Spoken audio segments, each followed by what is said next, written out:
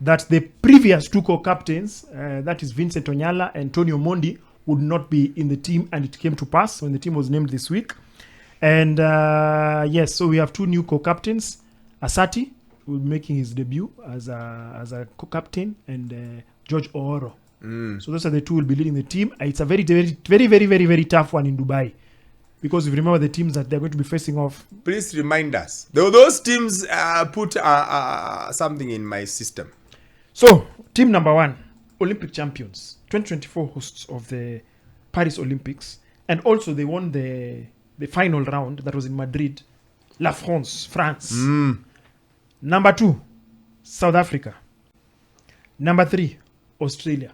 All these teams in Ahonga Sumbua. So it's going to be very, very tough. Very, very, very, very tough. Do you want to place a wager? I want to place a wager.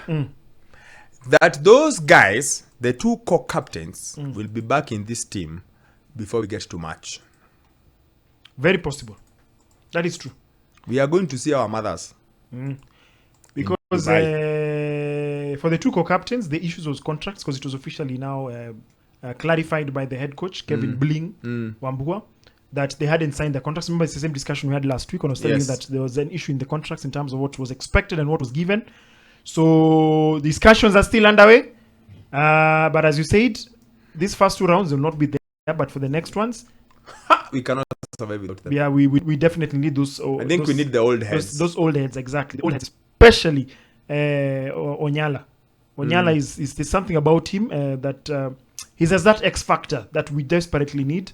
That you know, sevens is just a team can revolve around 2 or 3 individuals. That's the thing, and they can really do a lot of damage. By and large, it's usually around one individual. If you look at it keenly, you notice that the play revolves around certain individuals because they are able to dictate the tempo. They're able to dictate attacking formation, which is the most important over and above the defense. But attacking formation is very important because sometimes if your defense for us, you outscore your opponent.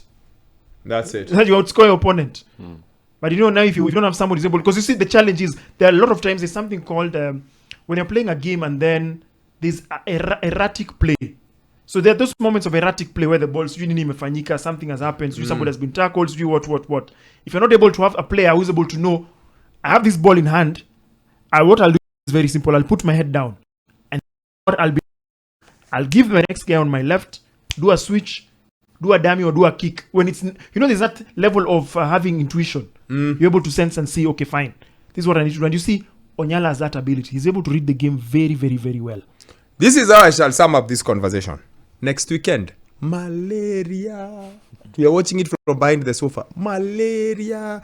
If we get 1 win in the 2 days, we'd be okay. One win. Otherwise, malaria. The way you cannot believe.